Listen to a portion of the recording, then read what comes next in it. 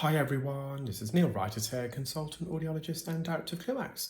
Thank you for joining me in my latest video using the WAXscope.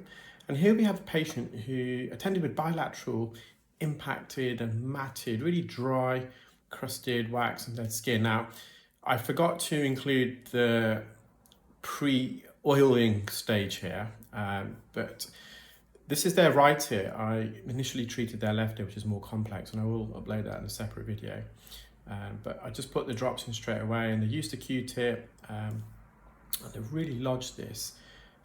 And so this patient's got quite, I would say, a longer than average ear canal length, and it's also quite narrow medially. So what I'm doing is I've used the zoom function because I've got quite a narrow ears. Only so far I can insert the specular, but with the WAXscope on the app, we've got our pinch to zoom functionality, and I think I initially started with the 16 gauge, and now I've just gone to the 17 gauge.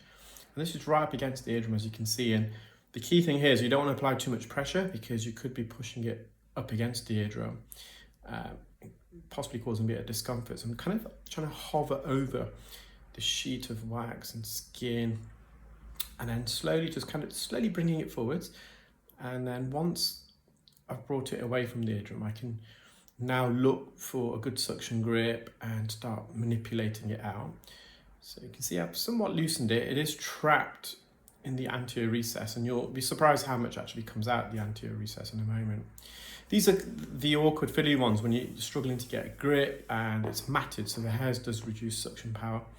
And of course, when it's up against the eardrum, it's a lot more complex. At the moment, it's very hard to use any other instrument, so I could possibly use the hook and kind of go into that where the eardrum is exposed, put the hook in there, but there's no guarantees it will come away. And as I said, it's a very narrow ear.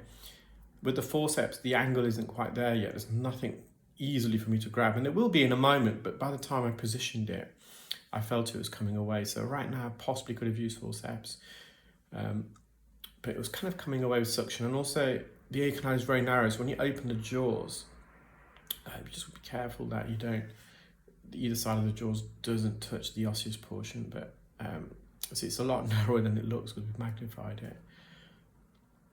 So I'm just going to persist with suction, and I'm going to just go a bit higher up in a moment on the sheet of wax and skin where I can get a better suction grip. So even with the 17 gauge, there's not much room for manoeuvring there when I was moving it left and right, and it illustrates just how narrow it is.